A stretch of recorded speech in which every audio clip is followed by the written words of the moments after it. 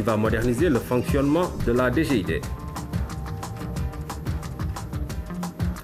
Il a plu sur Dakar et dans les régions la nuit dernière et ce matin, des pluies de faible intensité, sauf à Pal où il est tombé 28 mm. Dans la capitale, les vêtements chauds étaient de sortie pour faire face au temps assez frais. Mais tout d'abord, le communiqué du Conseil des ministres qui s'est réuni ce mercredi 18 décembre 2013 à 10h au Palais de la République sous la présidence de son Excellence, M. Macky Sall, le président de la République. Le chef de l'État a entamé sa communication en faisant observer aux membres du Conseil une minute de silence à la mémoire de nos 4 soldats décédés au champ d'honneur dans le cadre des missions de paix et de sécurité internationale au Mali et au Darfour. Au nom de la nation toute entière, le président de la République renouvelle ses condoléances à nos forces de défense et de sécurité, aux familles éplorées et magnifie dans le même élan le professionnalisme exceptionnel des militaires sénégalais qui contribuent à travers le monde à la consolidation du prestige de notre pays. À ce titre, il renouvelle toute sa confiance et ses encouragements. Abordant le pilotage des politiques publiques, le président de la République est revenu sur la 3e session du Conseil présidentiel tenue le 16 décembre 2013 et consacrée au suivi de la mise en œuvre de la politique économique et sociale.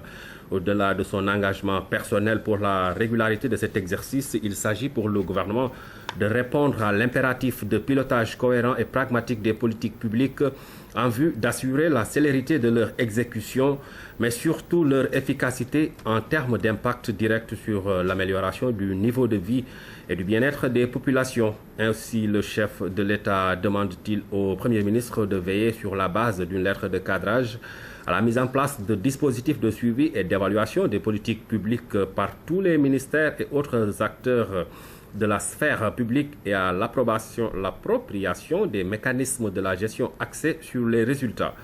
Par ailleurs, le président de la République invite le Premier ministre à faire lever dans les meilleurs délais toutes les contraintes institutionnelles, techniques et financières qui ont limité les performances de certains secteurs en accordant une attention soutenue à l'amélioration notable de l'environnement des affaires pour promouvoir le développement du secteur privé. Le chef de l'État engage également le gouvernement à renforcer le rôle et la place de l'entreprise nationale, notamment les PME-PMI dans l'exécution diligente de la commande publique et le pilotage de l'économie.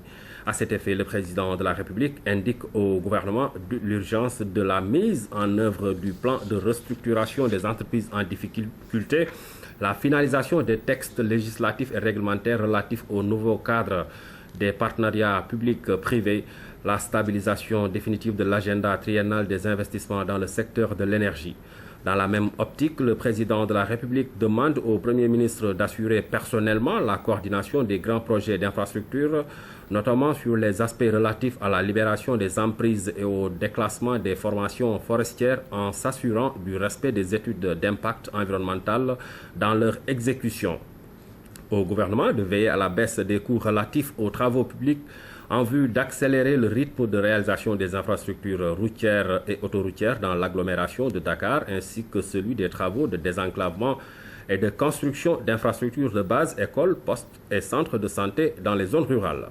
Concluant sa communication sur ce point, le président de la République exige du gouvernement l'exécution sans délai du plan de rationalisation des dépenses courantes de l'État avec la mise en œuvre effective des orientations politiques relatives à la modernisation des structures publiques, particulièrement les agences d'exécution et les directions d'administration centrale.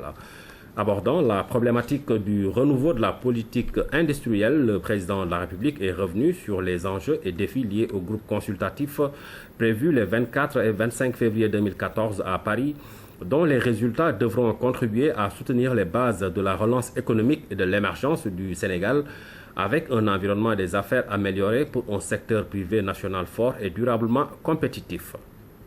Pour le chef de l'État, une telle ambition ne saurait se réaliser sans une politique industrielle nouvelle et dynamique bâtie à partir de notre capital humain et de notre potentiel de ressources naturelles. En d'autres termes, ce renouveau industriel du Sénégal doit prendre en charge tous les secteurs et valoriser les potentialités de nos terroirs, les talents et les savoir-faire de nos compatriotes. Dans cette perspective, le chef de l'État demande au gouvernement d'intensifier la modernisation de notre artisanat, de même que celle de notre industrie culturelle et cinématographique. Le président de la République demande également au gouvernement d'accélérer les grands travaux d'aménagement à haute intensité de main-d'œuvre et de réalisation de logements sociaux avec les nouveaux pôles urbains de Diamniadio et du lac Rose de Daga-Kholba. Par ailleurs, le gouvernement devra créer les conditions d'installation d'unités de transformation industrielle des produits agricoles dans les zones à forte production arachidière, maraîchère et fruitière, afin d'organiser les chaînes de valeur intermédiaires permettant et favorisant la production et la consommation locale des denrées et produits dans le respect des normes sanitaires. Le chef de l'État a enfin informé le Conseil de sa décision de recevoir très prochainement les organisations patronales dans le cadre d'une rencontre d'échange. Revenant sur son agenda, le président de la République a fait part au Conseil de sa participation à l'inauguration à Kaï au Mali du barrage hydroélectrique de Fellou et au lancement des travaux du barrage de Guina dans le cadre de l'OMVS, de la visite que le président Paul Kagame du Rwanda effectuera au Sénégal ce jeudi 19 décembre 2013. À la suite du chef de l'État, le Premier ministre a rendu compte des activités gouvernementales. À ce titre, le Premier ministre a évoqué la visite qu'elle a effectuée au nom du chef de l'État au Kenya dans le cadre de la commémoration du cinquantenaire de l'indépendance du Kenya en compagnie des ministres de l'Environnement et du Développement durable, de la jeunesse, de l'emploi et de la promotion des valeurs civiques. La cérémonie de clôture de la Semaine nationale de la petite enfance et de la case des tout-petits qu'elle a présidée, la réunion interministérielle sur la politique d'habitat social tenue à la primature le 16 décembre 2013, la réunion technique préparatoire de la conférence sociale. Le ministre des Affaires étrangères et des Sénégalais de l'extérieur a rendu compte des travaux de la 71e session du Conseil des ministres de la CEDEAO qui s'est tenue les 16 et 17 décembre 2013, à laquelle il a pris part avec le ministre délégué au budget à Abidjan. Il a également évoqué la situation sécuritaire dans la sous-région et fait le point sur la conférence générale des ambassadeurs et consuls généraux du Sénégal prévue les 26, 27 et 28 décembre 2013 sous la présidence du chef de l'État. Le ministre des Infrastructures terrestres et du désenclavement a fait le point sur la liquidation de la Société nationale des chemins de fer du Sénégal. Le ministre de l'Agriculture et de l'Équipement rural a fait le point sur le déroulement de la campagne de commercialisation agricole. Tirant les conclusions d'un échange très large sur les différentes questions soulevées, le président de la République a demandé au Premier ministre de prendre les mesures diligentes pour la rénovation du cadre d'évaluation de l'action gouvernementale, au ministre de l'Économie et des Finances d'améliorer, en rapport avec les ministres et partenaires concernés, le rythme d'absorption des ressources financières qui fera l'objet d'un rapport mensuel à lui transmettre. Au titre des textes législatifs et réglementaires, le Conseil a adopté le projet relatif à la seconde loi des finances rectificatives pour l'année 2013.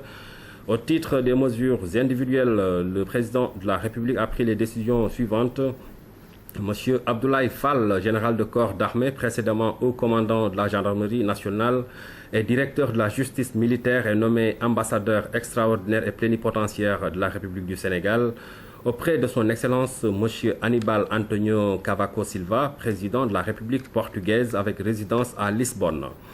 Monsieur Ibrahima Gueye, inspecteur principal du Trésor, matricule de solde 504-245F, est nommé directeur de la Direction centrale des marchés publics DCMP au ministère de l'Économie et des Finances en remplacement de monsieur Adam Mboup, appelé à d'autres fonctions. Monsieur Serigne Amadou Seye, inspecteur principal du Trésor, matricule de solde 378-244B, est nommé directeur de la comptabilité publique à la Direction générale de la comptabilité publique et du Trésor au ministère de l'Économie et des Finances en remplacement de M. Galissar, appelé à d'autres fonctions. Fait à Dakar le 18 décembre 2013 pour le gouvernement, le secrétaire général du gouvernement. Émotion et tristesse à l'arrivée des dépouilles des deux djambars tués samedi dernier à Kidal. C'était à bord d'un avion des Nations Unies que les deux corps ont été rapatriés à Dakar. Plusieurs officiers supérieurs de l'armée sénégalaise et de la MINUSMA, la mission multidimensionnelle intégrée des Nations Unies pour la stabilisation au Mali, et d'autres personnalités civiles et militaires étaient à l'accueil aux côtés des familles des deux victimes. Les corps ont été acheminés à la morgue de l'hôpital principal en attendant la cérémonie officielle de levée du corps prévue demain au camp Dial Diop. Pour rappel, les soldats sénégalais sont déployés au Mali dans le cadre de la MINUSMA, une opération de maintien de la paix des Nations Unies. Lancement ce matin de la nouvelle application web e-tax qui permet désormais de faire ses déclarations fiscales et de payer ses impôts et taxes en ligne. Une innovation qui va moderniser le système de paiement de la Direction générale des impôts et des domaines, des téléprocédures qui permettent de la dématérialisation des rapports entre l'administration fiscale et les usagers. C'est ce que nous dit Oumou Kalsoum Sall. Il s'agit là de la présentation de la nouvelle application web de la Direction générale des impôts et des domaines. e-tax permet désormais aux contribuables de faire sa déclaration et de payer ses impôts par voie électronique. Cette dématérialisation des rapports entre les contribuables et nos services participe de l'allègement des procédures fiscales aux usagers. Les téléprocédures apporteront un gain de productivité avec essentiellement la disparition du papier et des coûts de gestion y afférents. Un gain de temps avec une nouvelle application web, mais aussi une totale transparence par l'accès à tout moment du contribuable à son compte d'impôt. Ces conventions déterminent le cadre juridique du partenariat entre la DGID et les institutions financières. Les représentants des banques partenaires se sont réjouis de ces téléprocédures qui encouragent aussi la bancarisation. Cette démarche s'inscrit aussi dans l'optique du gouvernement qui fait de la dématérialisation des procédures un leitmotiv. Cette innovation majeure vient à son heure car, au-delà même de constituer une réponse aux doléances de tous les partenaires de l'administration fiscale, elle permet de matérialiser l'option du président de la République de mettre en place une administration publique moderne et transparente, conforme aux exigences des technologies de l'information et de la communication. L'application web e-tax, un des acquis majeurs du projet de modernisation de l'administration fiscale, a été réalisée grâce au concours de l'ICF, une institution à financement public-privé qui soutient les pays pour améliorer l'environnement des affaires. Pour le moment, ce dispositif sera accessible aux contribuables du centre des grandes entreprises. Il sera étendu progressivement à tous les contribuables d'ici 2014. La modernisation de l'administration publique, l'ADIE, l'Agence de l'informatique de l'État, développe une stratégie nationale dénommée Plan de développement 2014-2017. L'objectif est de positionner le Sénégal parmi les standards internationaux et de permettre une gestion optimale des ressources de l'État. C'est ce qu'a indiqué Khassoum Won, directeur général de l'ADIE, invité de l'émission Le Point, extrait de son entretien avec Ousmane Garifay. Je le dis souvent, pour nous c'est le point zéro de la modernisation de l'administration publique. Parce que nous avons fait l'audit, c'est justement pour la première fois nous avons une maîtrise parfaite du personnel qui travaille. Mais nous avons tout de suite commencé à enchaîner avec les actions de modernisation de l'administration publique. Je vais en citer peut-être 4 que nous sommes en train de faire depuis à partir du mois de janvier, normalement. Nous allons penser à mettre les imputations budgétaires des agents de l'État sur carte pour contrôler un peu les dépenses de santé. Nous allons mettre un système de contrôle, dispositif de contrôle biométrique des présences pour contrôler vraiment ceux qui travaillent, ceux qui ne travaillent pas. Donc demain, on va se poser, est-ce que cet agent est à l'extérieur ou ici, parce que le dispositif va le donner de manière automatique. Nous sommes en train de voir même comment faire le paiement des salaires sur carte bancaire, avec une carte où on paye directement. Ça va lutter contre le phénomène que nous observons, parce qu'actuellement, l'État envoie une masse d'argent au niveau des banques pour payer un lot de fonctionnaires, mais on ne sait pas ce qu'il en advient. Parce que parmi ces fonctionnaires, il y en a qui ne sont pas là. Et cet argent que l'État vire dans ces banques, après on ne sait pas ce que la banque en fait. Donc nous voulons moderniser ça pour aller vraiment directement payer les fonctionnaires et contrôler un peu. Là vous vous limitez au secteur public ou le secteur parapublic aussi est concerné, comme des entreprises comme la RTS par exemple? Justement, pour l'instant, dans les phases d'évolution, nous sommes en train d'envisager ça. Dans le cadre du projet Fichier Unifié, financé par l'Union européenne, nous sommes en train de voir comment étendre cet audit aux universités, aux collectivités locales, aux agences et au secteur parapublic. Mais ça, c'est une deuxième phase dont on parlera à partir du mois de janvier. Vous pourrez suivre l'intégralité de cet entretien à la fin de cette édition. Le renseignement et la documentation des administrations, des douanes de l'UEMOA au centre d'une rencontre à Dakar. Cette initiative de la JICA, l'agence japonaise de coopération internationale, permettra de renforcer de façon continue les capacités des administrations douanières de la sous-région ouest africaine. C'est un compte rendu signé à Wandiaï.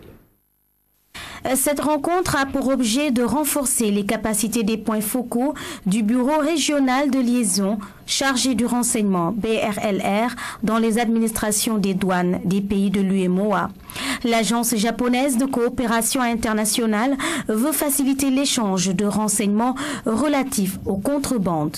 Le taux de croissance des exportations intracommunautaires dans l'espace l'UEMOA était 28% en 2011, ce qui signifie le progrès de l'intégration économique dans cet espace. Cette année, le Japon a organisé au mois de juin la 5e conférence internationale pour le développement de l'Afrique, la TICAD 5, avec un grand succès. À cette occasion, lors de la session sur la sécurité et la consolidation de la paix, les chefs d'État africains et les participants ont convenu de la nécessité de relancer la région du Sahel comme la source d'espoir et de prospérité. Le développement des ressources humaines permet d'assurer une libre circulation des personnes et des biens. La lutte contre le terrorisme, le blanchiment d'argent sont aussi les points importants pour une parfaite gestion frontalière de la douane. Cette initiative, parmi tant d'autres actions initiées par la JICA, témoigne parfaitement de son engagement à renforcer de façon continue les capacités des administrations douanières de la sous-région ouest-africaine. C'est donc l'occasion pour moi de renouveler au nom de mes homologues directeurs généraux mes remerciements à l'endroit de la JICA pour tous les efforts consentis en vue d'accompagner les administrations des douanes de l'UEMOA dans leur processus de modernisation. Nous avons des points focaux disséminés à travers les 8 États membres de l'UEMOA. Et dans ce cadre-là, il y a des échanges de renseignements que donc, les différents points focaux sont chargés donc, de déployer pour permettre aux administrations des douanes de faire face à la criminalité transnationale organisée.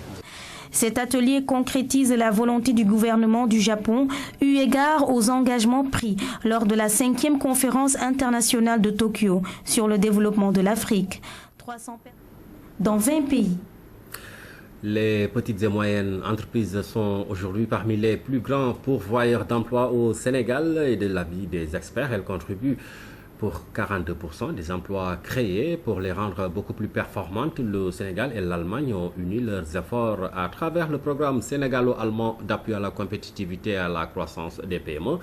Un atelier est organisé à cet effet à Dakar pour évaluer les résultats obtenus et préparer la dernière phase de ce programme. Eric Niemadi et Ibrahima Pabidje. Après 3 années de service, l'heure est à l'évaluation des résultats obtenus. Selon les résultats des enquêtes menées par le programme sénégalo-allemand d'appui aux PME, les petites et moyennes entreprises sont parmi les grands pourvoyeurs d'emplois au Sénégal. À elles seules, elles contribuent à hauteur de 42% des emplois créés, d'où l'intérêt également de cette rencontre en vue d'augmenter les performances de ces entreprises. Il est important d'appuyer ces PME quand on sait que l'essentiel de l'économie du Sénégal est tiré par ces petites et moyennes entreprises qui sont au niveau du marché local, mais qui sont aussi présentes dans le marché d'exportation.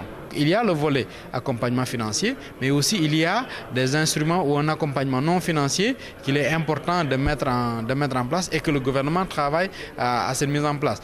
Pour les partenaires, les résultats des 3 années écoulées sont satisfaisants. Le programme a travaillé sur des volets politiques, économiques, financiers et renforcement de capacités. Et cette année, ce programme entame sa dernière phase 2013-2015. La prochaine étape, puisqu'on rentre dans une dernière phase, ça sera une consolidation et une pérennisation de toutes nos activités. On passe la responsabilité plutôt aux structures partenaires. C'est un renforcement de capacité au niveau de tous les partenaires, au niveau de toutes les capacités des organismes avec lesquels on travaille. Au sortir de cet atelier, il est attendu des propositions et solutions. Des propositions qui permettront aux PME de devenir beaucoup plus compétitives. L'Agence sénégalaise de promotion des exportations a organisé un atelier de partage sur le plan stratégique de développement des exportations sous AGOA. Ce plan, qui s'étend sur une période de 3 ans, a pour objectif de mettre en œuvre des activités qui permettent de booster les exportations nationales. Aïda Mamadou Diop. Le Sénégal occupe un rang très modeste dans les exportations mondiales. Il s'illustre avec une balance commerciale déficitaire de 1 387 milliards de francs CFA, soit 18% du PIB en 2013. Face à une telle situation, il est primordial de mettre en place un plan stratégique de développement des exportations. Il y a, secteur par secteur, une nécessité de planifier. Dans le secteur donc, du commerce, vous avez les exportations qui, pour qu'on passe de 3,5% en termes de croissance à 6% en 2017, il faut que les exportations soient réellement une locomotive de tout cela. Pour cela, il faut une planification chiffrée.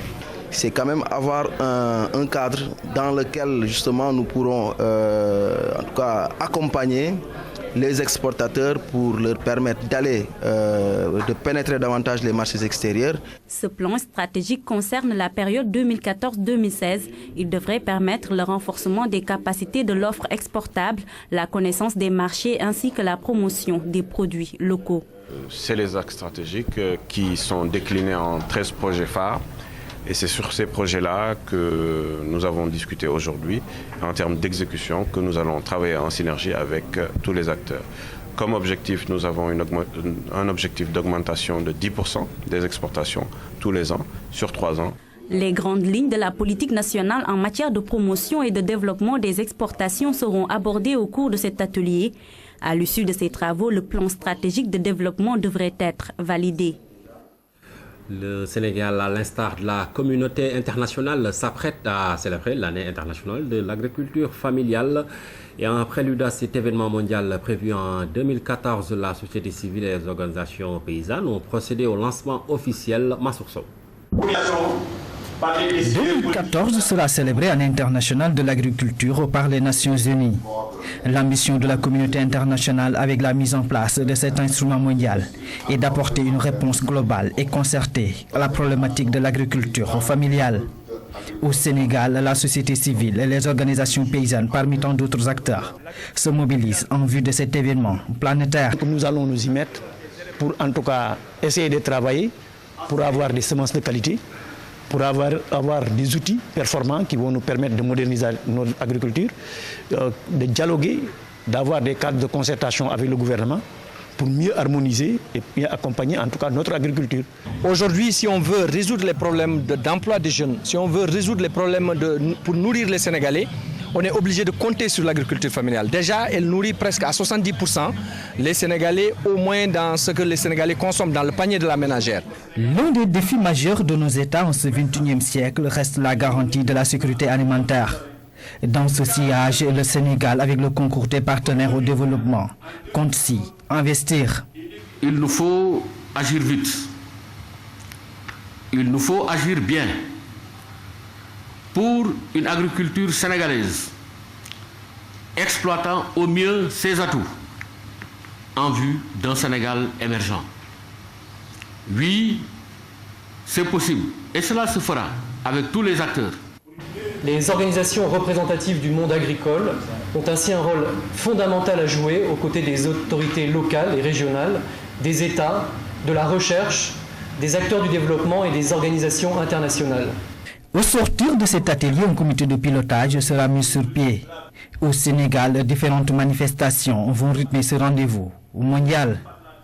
Genre et droits humains, c'est le thème de l'atelier de renforcement de capacité organisé par la cellule genre à l'intention des différents points focaux du ministère du Commerce. C'est en collaboration avec le bureau régional du Haut Commissariat des Nations Unies aux droits de l'homme et le BIT Alassane Diédhiou.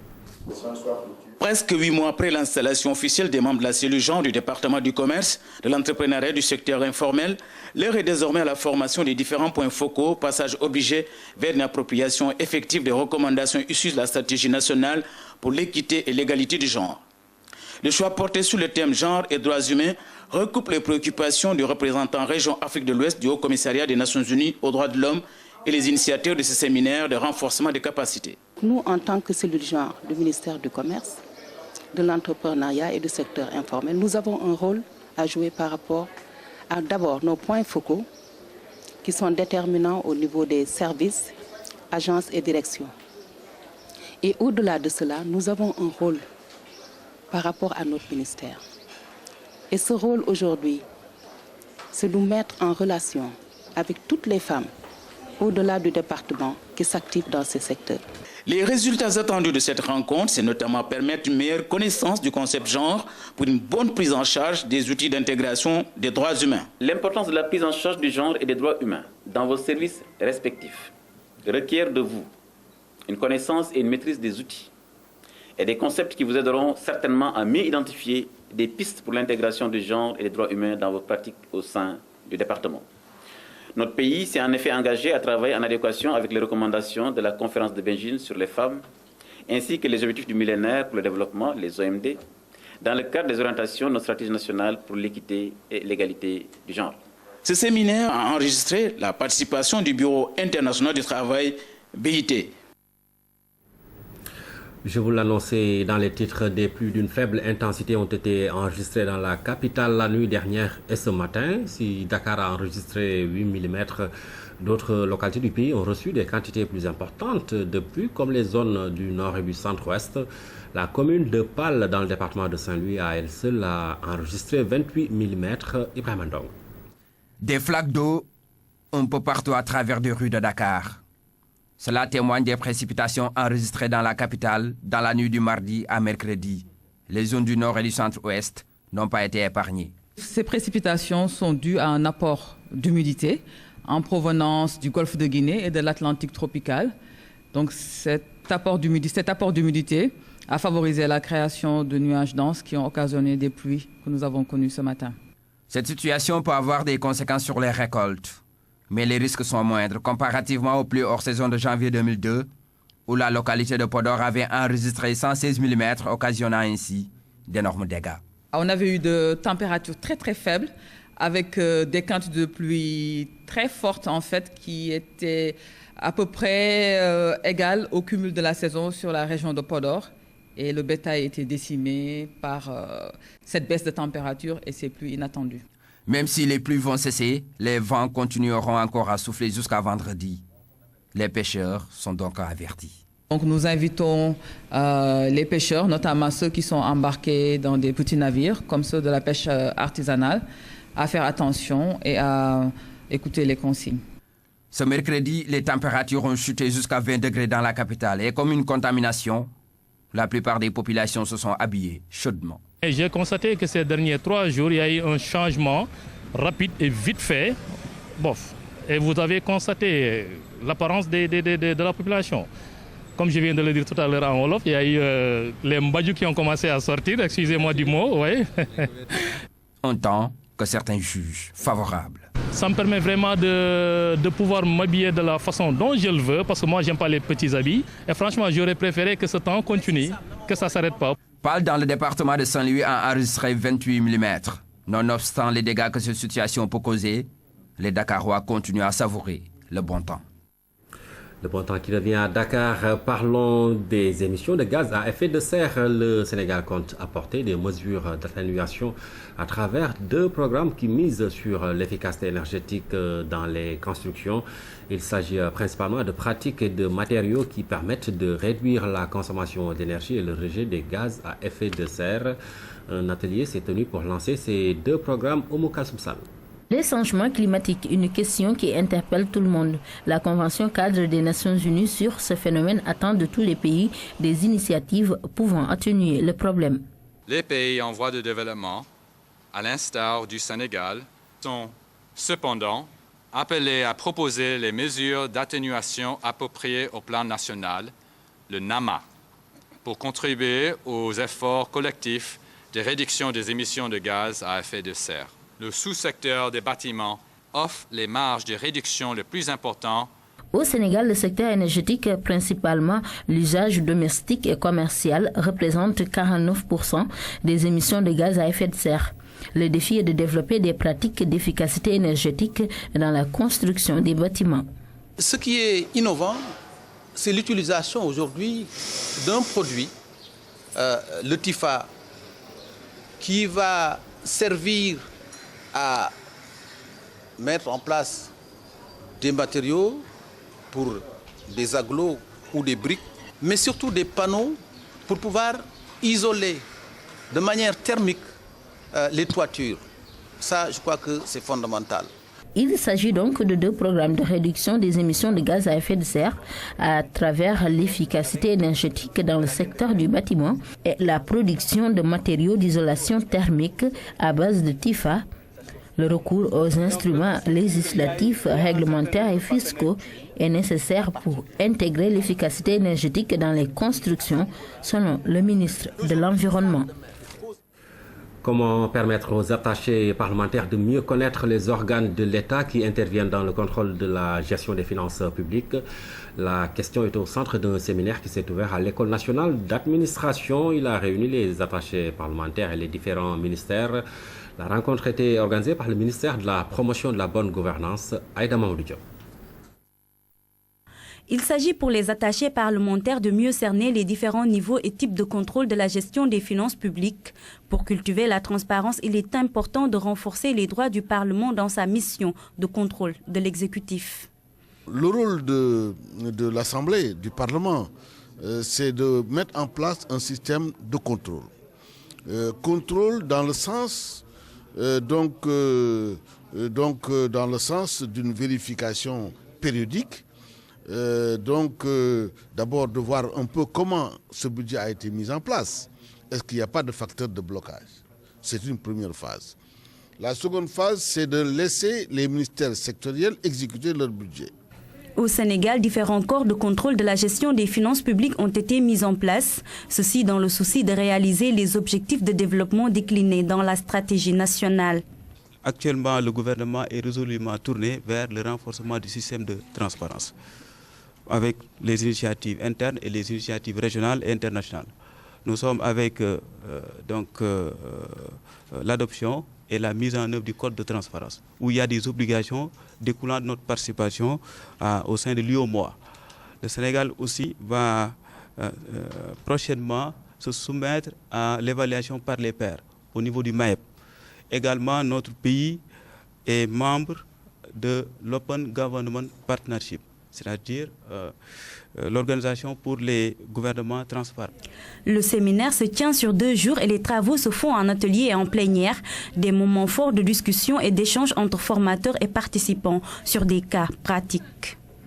La prise en charge des urgences médicales, le SAMU national a reçu un lot de matériel informatique et de communication pour améliorer le fonctionnement de son centre de régulation. C'est un don de IntraHealth, un des projets de l'USAID. L'ONG américaine appuie le ministère de la Santé dans le cadre du renforcement des prestations de services. Fantabachi. Le SAMU national est la structure de référence pour la prise en charge des urgences médicales. Le service est équipé d'un centre de réception et de régulation des appels des patients en détresse. Un lot de matériel informatique et de communication est mis à la disposition du personnel pour une prise en charge plus efficiente des cas d'urgence. Le fait d'augmenter le nombre de postes permet, dans un premier temps, d'essaimer une bonne partie de la population sénégalaise et cette décentralisation va s'appuyer sur cette multiplication de postes de réception. C'est un don de IntraHealth, un projet de l'USAID. L'ONG américaine appuie le gouvernement dans l'exécution des programmes de santé. Cet équipement est offert pour renforcer le dispositif d'urgence du SAMU national déjà opérationnel. On sait que beaucoup d'urgences arrivent sans signe précédent, donc c'est vraiment important que ces cas d'urgence peuvent être pris en charge rapidement. La prise en charge des urgences est une des priorités du ministère de la Santé. Des actions sont prévues en 2014 pour améliorer les services dans les structures sanitaires. Assurer un relèvement des plateaux techniques des hôpitaux, notamment au niveau des SAU, des services d'accueil des urgences, une meilleure formation du personnel, un meilleur accueil dans les structures de santé. Le SAMU, qui s'inscrit dans cette dynamique, a élaboré un plan stratégique 2013-2017, un plan axé sur le renforcement des acquis en matière de référence à travers une meilleure régulation et un transport adapté à une prise en charge de qualité des urgences.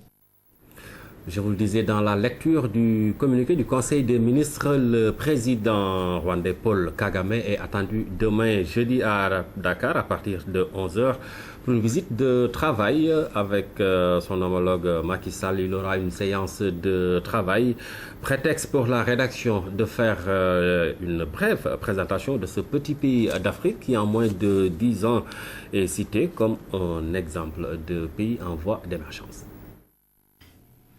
Surnommé le pays des 1000 collines, le Rwanda est un État situé au centre-est de l'Afrique, plus précisément dans la région des Grands Lacs.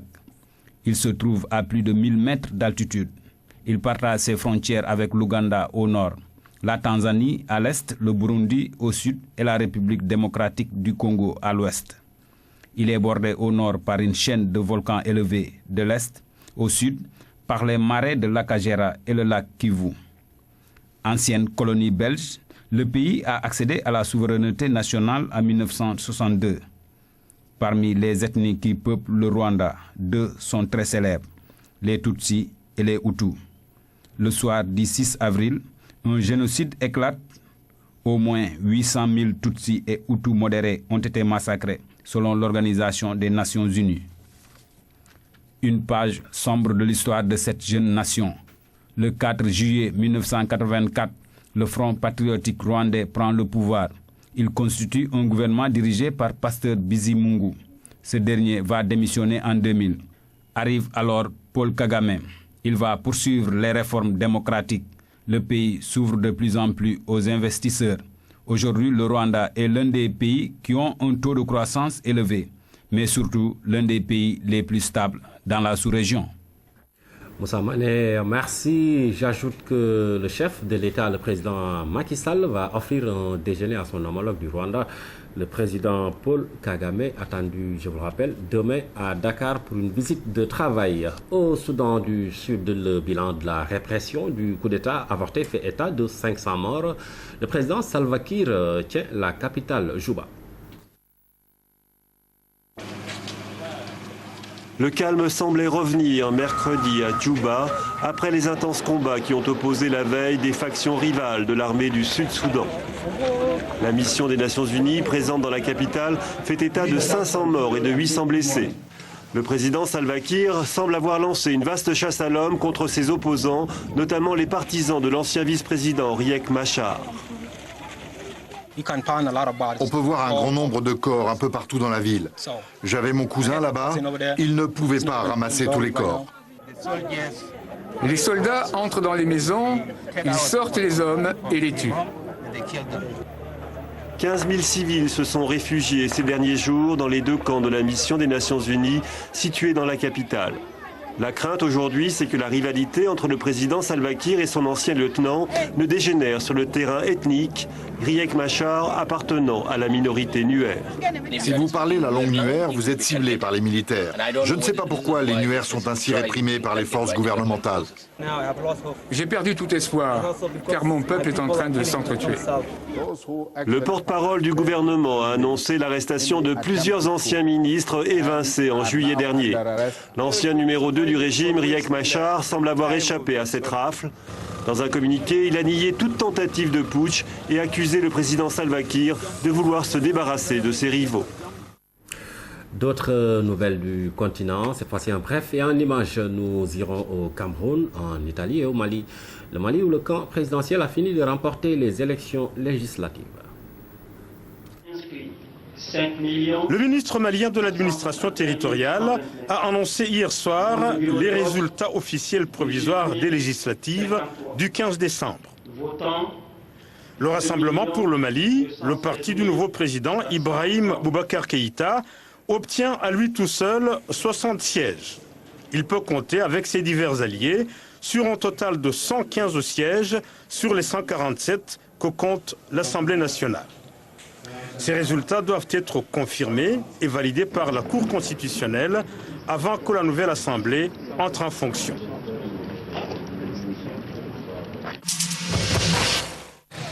La nouvelle est à la une de la presse camerounaise. La Cour suprême a confirmé hier la condamnation à 20 ans de prison du franco-camerounais Thierry Michel Atangana et de Titus Edzoa. anciens proches du président Paul Biya. Ils sont accusés de détournement de fonds publics.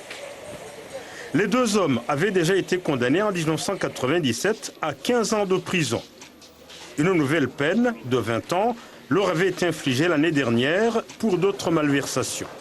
Leurs avocats ont toujours clamé leur innocence et dénoncé une conspiration politique. L'émotion est grande en Italie après la diffusion d'images chocs prises dans le centre d'accueil de Lampedusa.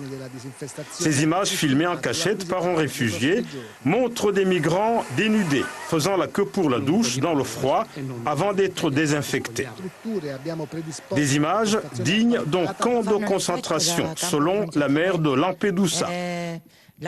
Le chef du gouvernement italien a promis une enquête approfondie. L'Union européenne dénonce des traitements épouvantables et menace Rome de sanctions.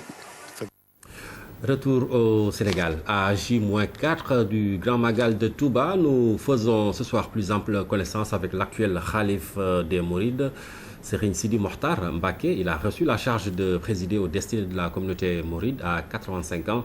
C'était le 1er juillet 2010. Depuis, le saint homme accomplit la mission avec abnégation. Aram Ndao nous retrace son parcours. Aux premières lueurs de juillet 2010, le grand public découvre l'image d'un homme qui s'est toujours voulu discret. Serigne Cheikh Sidi Mokhtar Mbacké, successeur du défunt khalife Serigne Bara Mbacké. L'homme venait d'être tiré du village de Keur Nganda où il vivait une retraite spirituelle. Le natif de Mbacké Kadior est le troisième fils de l'homonyme même du défunt khalife Serigne Bara. Son père, fils du fondateur du mouridisme, a eu le temps de l'initier au Coran, mais de le confier surtout à un ami dont il porte le nom, Serigne Cheikh Awa Balla Mbacké. C'est sous son aile protectrice qu'il continue ses études coraniques, mais comme bien des érudits, il consolidera son savoir dans d'autres foyers religieux. Discret, adepte des travaux champêtres, pieux, généreux et serviable, c'est l'image que l'opinion a retenue de lui les 85 années précédant son califat. Cela au regard des nombreux daras qu'il a érigés, des maisons qu'il a construites et des pèlerins qu'il amène chaque année à la Mecque. Cette générosité légendaire continue d'ailleurs de marquer ses actions. L'on se souvient encore de son importante contribution dans la gestion des récentes inondations, comme pour attester une fois de plus que la cause nationale est aussi l'affaire d'un khalife. Que dire de ce détachement de la vie politique, de cette unité qu'il ne cesse de prôner entre les confréries du pays? Le 7e khalife de Cheikh Ahmadou Bamba fait partie de ces saints qui incarnent le rassemblement. Familles religieuses et hommes politiques le lui reconnaissent.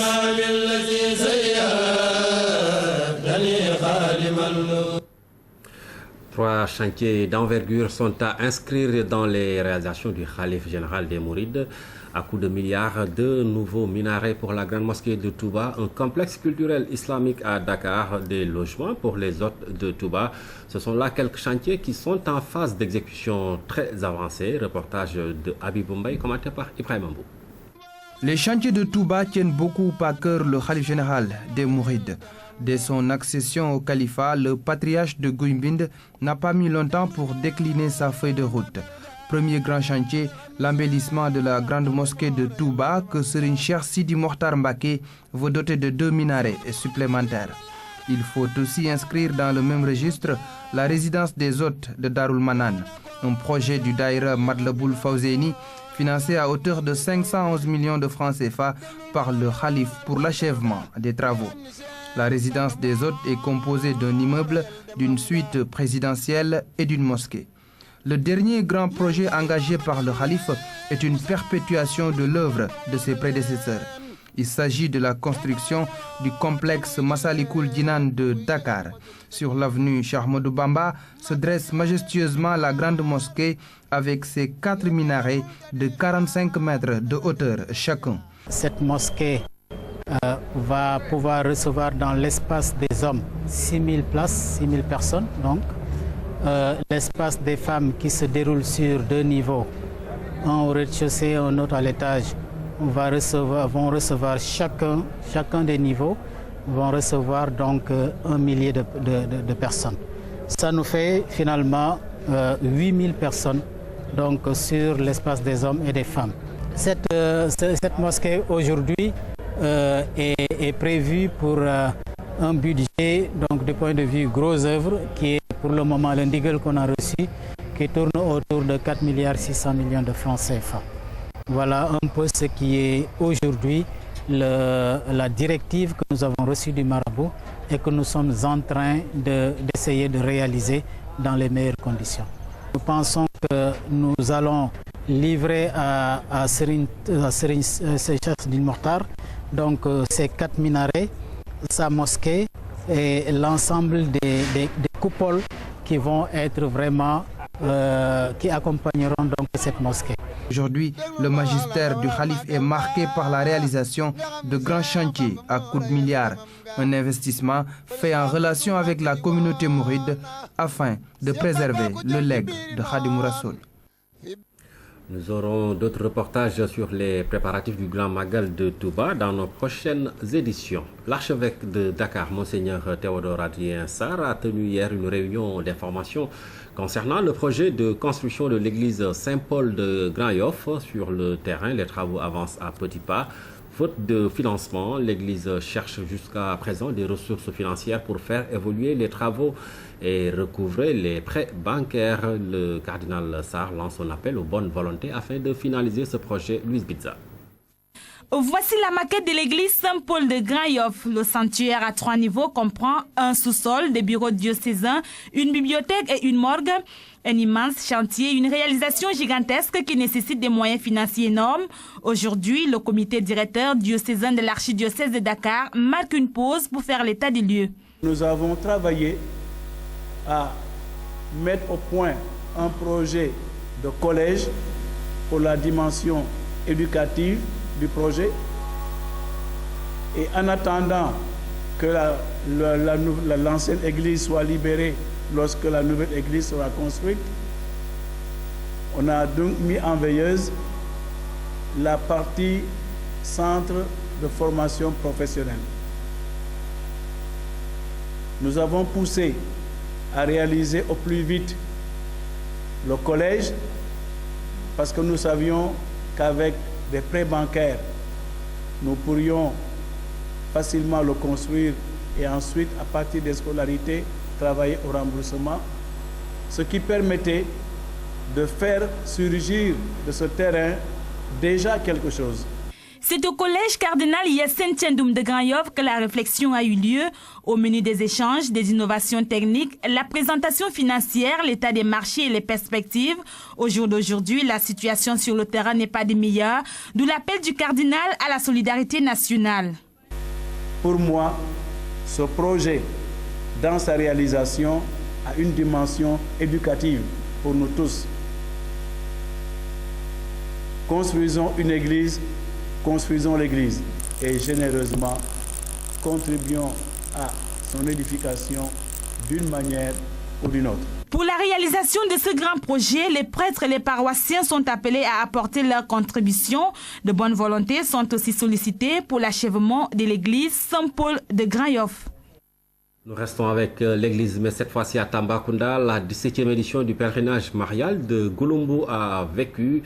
Cet événement est une occasion pour les fidèles de Tamba et environ de raffermir leur foi. Il a eu pour thème Marie, Mère du Christ, Mère de la Nouvelle Évangélisation. La messe a été dirigée par Monseigneur Jean-Noël Diouf, évêque de Tambacounda. C'est un reportage d'Abdoulaye Sinkare. Ils sont devenus des habitués pour la plupart. Depuis que je suis là, ça fait 10-11 ans maintenant. Chaque année, je viens avec la famille. Avec la famille. Cela fait plus d'une décennie que ces fidèles ne ratent pas l'événement. Chaque année, c'est une grande mobilisation pour écouter la bonne parole, mais aussi prier Marie. Pour qu'elle protège toutes les populations sénégalaises et surtout pour la paix à Casamance, au Rwanda et en Centrafrique, partout en Afrique. Et prier aussi pour Nelson Mandela, c'est l'occasion qui vient de nous quitter. La paix dans le monde entier, surtout ça. Affermer ma foi et prier aussi pour ma famille, pour l'ensemble de la communauté de Tambacounda. Marie, Mère du Christ, Mère de la Nouvelle Évangélisation. À travers ce thème, Le diocèse de Tamba exhorte les fidèles à plus de dévouement. Nous considérons que, étant la mère de Jésus, elle est aux avant-postes aussi de l'évangélisation. Donc c'est pourquoi nous avons choisi ce thème. Le diocèse a aussi lancé un appel pour l'agrandissement du sanctuaire. Il faut que nous nous impliquions, il faut que vraiment les chrétiens s'impliquent pour donner un autre visage à ce sanctuaire. L'État ne restera pas les bras croisés, il apportera sa contribution le moment venu pour rendre vraiment le séjour des pèlerins beaucoup plus agréable. Cette année, Gouloumbou a connu des innovations avec notamment l'élaboration d'une feuille de route pour les marcheurs. Ici à Dakar, les artistes, éditeurs, interprètes et compositeurs sénégalais ont mis sur pied la nouvelle société de gestion des droits d'auteur et droits voisins. Avec la création de cette structure, l'État compte davantage accompagner et appuyer les artistes afin qu'ils vivent de leur art. C'est ce qu'a dit Abdoulaziz Mbaye, le ministre de la Culture, au micro de Waligay. Ce ministère auquel j'ai fixé comme une des priorités de 2013, la création de la société nouvelle de gestion des droits d'auteur et droits voisins, qui, je crois, couvre l'ensemble des droits au travers desquels vous opérez. Cette priorité découle des orientations, comme je l'ai dit tout à l'heure, du président de la République, son Excellence, M. Macky Sall, qui, lorsqu'il me faisait l'honneur de me nommer à la tête de ce département, me disait plus précisément, et je vous donne la citation, « Le Sénégal est riche de sa diversité culturelle. Il faut la montrer. Je veux que les artistes vivent de leur art. » La loi 2008-09 du 25 janvier 2008 est une réponse à cette préoccupation. C'est normal, on l'a rappelé tout à l'heure, pendant qu'il était Premier ministre, cette loi a été adoptée. En tant que Sénégalais, j'ai eu la chance, avec beaucoup d'autres comme vous, à participer au processus qui a amené cette loi avancée dans ce pays. C'est votre loi. Elle est faite pour vous. Nous n'essayons que d'améliorer les contours en matière d'application. Je vous en parlais hier, l'ANPS a désigné les meilleurs sportifs sénégalais de cette année. La rédaction s'intéresse ce soir au meilleur footballeur local 2013. Fidel Gomis, milieu de terrain du Djaraf sacré cette année, est un génie du ballon rond. Il s'est frayé un chemin tout seul avant d'être révélé au grand public. Le portrait de ce natif de Guédiawaye avec Abdoulaziz Ban. C'est en 2007 avec le Guédiawaye Football Club que Fidel Gomis s'est révélé au grand public. Comme beaucoup de jeunes de son âge, il est passé par les Nafetan. J'ai joué au Navetan à Yakar, ensuite je suis parti jouer à Notaire. Par la suite, je me suis engagé avec le Guédiawaye Football Club avant d'aller jouer à Dara où j'ai passé 2 ans avant d'arriver au Djaraf de Dakar. Avec le club de la Médina, ce milieu de terrain de 22 ans a gravi les échelons. Vainqueur de la Coupe du Sénégal en 2013, meilleur joueur de la finale, le natif de Guédiawaye est élu meilleur footballeur local en 2013. Une distinction qu'il accueille avec beaucoup d'humilité. Je suis très content d'être nominé. Ça me motive davantage, mais je sais que ce qui m'attend est plus difficile. Cette distinction va me pousser à continuer le travail que j'ai déjà entamé. Cette distinction est une source de motivation supplémentaire. Fidel Gomis voit grand.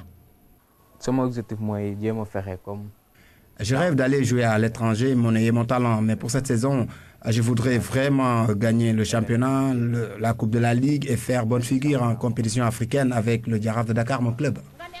Dans sa famille, les témoignages sont unanimes. C'est mérité, c'est mérité. C'est moi qui l'ai proposé à Djaraf. Je lui dis que va au Djaraf. Pour des débuts, ça sera difficile. Pour des débuts, ça sera extrêmement difficile. Mais 1 an après 2 ans, les gens vont comprendre qui est Fidel Gomis. L'émotion est forte quand on parle de Fidel Gomis. Toutes les pensées vont vers sa tante qu'il a élevée. Elle a été arrachée à son affection. Cette tante a toujours cru en lui.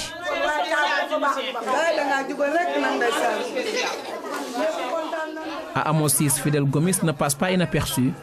Il est l'ami de tout le monde, Très estimé, le meilleur footballeur local de 2013 fait la fierté de son Guédiawaye natal. Fidel Gomis, meilleur footballeur local, et Guédiawaye, tout content de voir deux de ses fils, Fidel Gomis et Balla Gaye 2, nominés parmi les meilleurs sportifs de ce pays. Cela fait assurément plaisir. On va parler de la conférence inaugurale annuelle de rentrée de la Fondation Léopold Sédar Senghor. La première édition aura lieu demain jeudi à l'université Cheikh Anta Diop. Il s'agit de relancer les activités de la Fondation et le thème retenu est de la négritude de la Renaissance africaine. Quel concept clé de lecture et réponse pour aujourd'hui et demain? Écoutons à ce propos le directeur général de la Fondation, Raphaël Ndiaye, au micro de Moussa Mané. Nous commençons demain la première édition d'une conférence inaugurale annuelle de rentrée que nous voulons institutionnaliser et qui sera située chaque fois autour du 20 décembre, jour de décès de Léopold Sédar Senghor, parrain de notre fondation. Cette année, cela tombe sur le jeudi 19 décembre et la conférence inaugurale a pour thème de la négritude à la Renaissance africaine, quel concept, clé de lecture et réponse pour aujourd'hui et demain. Le principe de cette conférence inaugurale, c'est de faire venir un Africain de renom, non sénégalais, pour confronter sa lecture d'une thématique assez large avec le public local. Et cette année, nous avons choisi le professeur Paulin Untonji, professeur émérite des universités nationales du Bénin, directeur du Centre africain de hautes études, par ailleurs philosophe bien connu, pour nous traiter ce thème-là. Et son répondant sera le professeur Souleymane Bachir Diagne, professeur de philosophie également. Je signalerai que tous les deux ont fait le couronnement supérieur. Le thème, c'est de la négritude à la Renaissance africaine. Quel concept, clé de lecture et réponse pour aujourd'hui et demain. C'est une conférence publique ouverte à tout le monde. La conférence inaugurale annuelle de rentrée de la Fondation Léopold Sédar Senghor, la première édition, c'est donc ce jeudi à l'université Cheikh Anta Diop de Dakar. Cinécole 2013, la 9e édition s'est déroulée les 27 et 28 novembre à Dakar et à Saint-Louis. Les organisateurs sont allés à la rencontre des élèves et pour une première fois, les projections ont été délocalisées de Dakar après les premières séances tenues au lycée de Sangalkam, Maïmounassi. Le film Molly de Molikan a donné le coup de clap de cette 9e édition de Cinécole. L'événement qui a démarré au lycée de Sangalkam a été un moment d'échange entre les élèves et l'acteur du film Autoportrait d'un jeune handicapé. J'ai beaucoup apprécié parce que le premier film qui portait sur Molly, dont Molly était l'auteur, ça m'a vraiment frappé. Parce qu'à travers le film, on a montré une kyrielle de détails qui nous montraient les difficultés qu'il a vécues en tant qu'handicapé, mais aussi quand il a eu son diplôme, il n'a pas été accepté dans les fonctions publiques. Ce que l'association est en train de faire, c'est une très bonne chose. Il faut qu'il continue d'amener les films partout au Sénégal pour que nos jeunes et pour que nos frères, nos sœurs puissent arriver à vivre le cinéma sénégalais comme le font les autres pays. Pour la première fois et grâce à l'appui du ministère de la Culture, les projections ont été délocalisées à l'intérieur du pays. Saint-Louis, la vieille ville historique, a reçu l'équipe de Cinécole au lycée Oumar Foutiyou Tall. Les films Cette couleur qui me dérange de Hardiata Pouy et Une fenêtre ouverte de Hadissila étaient à l'affiche. Une décentralisation qui illustre bien l'objectif recherché à travers cette rencontre du cinéma et de l'école. Le bilan est positif. Le bilan a encore prouvé que oui, le cinéma a bien une place prépondérante dans l'école. Une fois qu'on a franchi le pas d'être allé à Saint-Louis, toutes les autres régions sont ouvertes à nous. L'événement culturel qui contribue à la promotion des films des jeunes réalisateurs a déjà fait une quinzaine d'écoles publiques et privées depuis le démarrage en 2005. 26 films et documentaires ont été jusque-là projetés. Dakar va abriter un grand événement culturel en 2014. Il s'agit du Festival Jazz de Gorée prévu les 21, 22 et 23 mars prochains. Ce sera sous le haut parrainage de Harry Belafonte. Ce festival s'inscrit dans une démarche inclusive. Les explications de Penabo. Le festival Jazz à Gorée, qui a sa première édition, a été initialement prévu pour ce mois de décembre 2013. Désormais, cet événement culturel international aura lieu les 21, 22 et 23 mars 2014 à Dakar. Décision prise d'un commun accord avec la mairie de Gorée, un des partenaires du festival. Ainsi, face à la presse, le directeur du festival, Alioune Wade, bassiste de formation, entouré de ses partenaires, dont la RTS, a officiellement lancé le festival Jazz à Gorée. Le jazz à Gorée, en fait, je crois que ça veut tout dire. On ne peut pas avoir un lieu vraiment mieux que l'île de Gorée. Et aussi, c'était une façon aussi de tendre une passerelle aussi l'autre côté de l'Atlantique. En fait. Donc vous voyez la diversité qui tourne autour de cet événement. En tout cas, pour dire que ce qui fonde un peu la motivation de la mairie de Gorée à accompagner, c'est un événement qui est accueilli à cœur joie. Cette première édition du Jazz à Gorée prévoit une programmation musicale à cheval sur les 3 continents. À cet effet, des têtes d'affiche ouest-africaines, européennes et américaines sont mises en avant. Il s'agit entre autres de Oumou Sangaré, Stanley Clark, Mario Kanonge, John Sek, Abi Faye et de Harry Belafonte qui en est le parrain. Comment on les utilise et qu'est-ce qu'on fait dans les clubs de jazz? Il y a un terme qui s'appelle la jam session. Ça veut dire que un musicien, un tel, ils vont se mélanger et ils vont jouer. Qu'est-ce qu'ils vont jouer? C'est du jazz. C'est l'échange et la liberté qu'ils ont et l'improvisation, le sens d'improviser, voilà. Pour moi, c'est vraiment ça le jazz. Et quand on parle de ça, on parle de la liberté. Le festival Jazz à Gorée est le résultat d'une longue réflexion menée par 3 musiciens sénégalais installés aujourd'hui en France. Ce sont Alioune Wade, Hervé Samb et Cherlo Ouza Diallo. Le festival Jazz à Gorée, un événement à noter dans vos agendas. N'oubliez pas l'émission Le Point. Et ce soir, Ousmane Garifay reçoit Hassim Won, le directeur général de l'ADIE. Après lui, on aura Oumou Baldé pour le dernier journal. Merci de nous avoir suivis. Passez d'excellents moments sur la RTS.